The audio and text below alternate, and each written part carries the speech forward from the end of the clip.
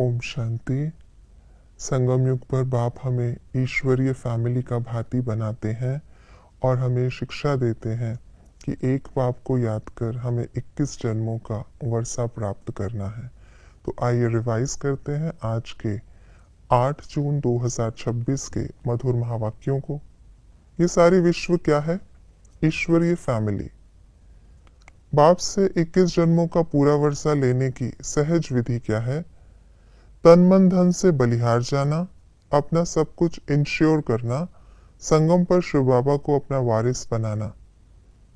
आज की मुरली का गीत है नयनहीन को राह दिखाओ प्रभु। धक्के कब से खाना शुरू करते हैं? जब से भक्ति शुरू होती है।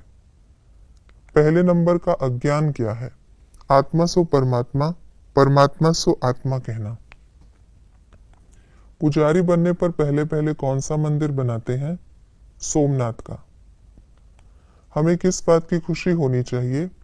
कालों का काल सबको वापस ले जाने वाला है। देह सहित सब कुछ बाप को देने से बाबा क्या करेंगे?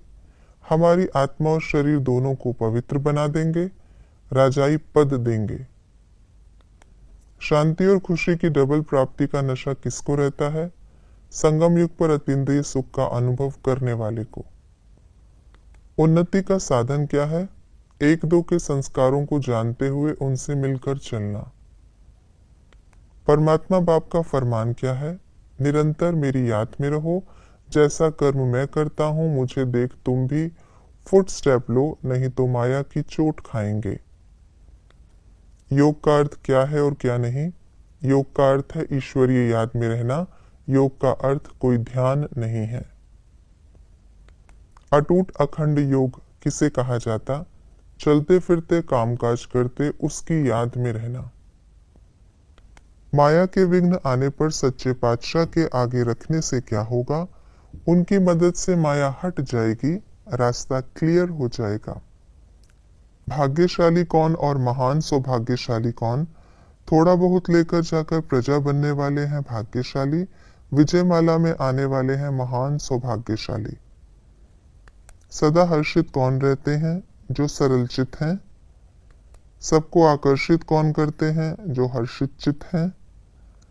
हर्षित का अर्थ क्या है? ज्ञान का सुमिरन करते, अव्यक्त स्थिति का अनुभव करते, अतीन्द्रिय सुख में झूमना। अतीन्द्रिय सुख में झूमने के लिए क्या पुरुषार्थ करना है?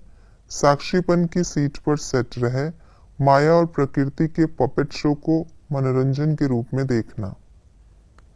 क्या होने से क्या होता है? श्रीमत पर चलने से श्रेष्ठ बनते, अच्छी रीति पढ़ने से स्वर्ग का मालिक बनते, बाप से पूरा बुद्धि योग लगाने से धारणा होती, राजयोग और ज्ञान सीखने से घनेरे सुख मिलते, इस पढ़ाई को पढ़ने से हम सो देवी देवता बनते, फरमान की अवज्ञा करने से दंड भोगना पड़ता, बाप पर सब बलि चढ़ाने से जीवन मुक्ति मिलती, लोक लाज रखने से दैवी लोक के भांति नहीं बनते, लोक लाज कुल की मर्यादा को तोड़ने से दैवी मर्यादा को पाते, अभी अपना सब कुछ इंश्योर करने से 21 जन्मों तक रिटर्न मिलता। हमें किन बातों की धारणा करनी है?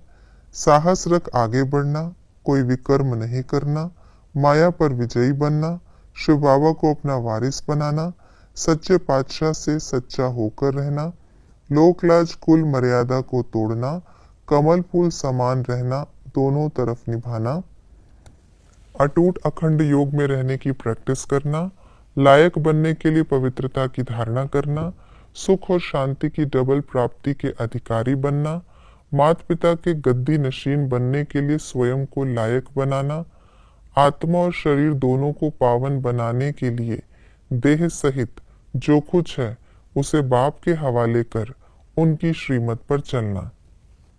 ये थी आज की मुरली की विशेष बातें।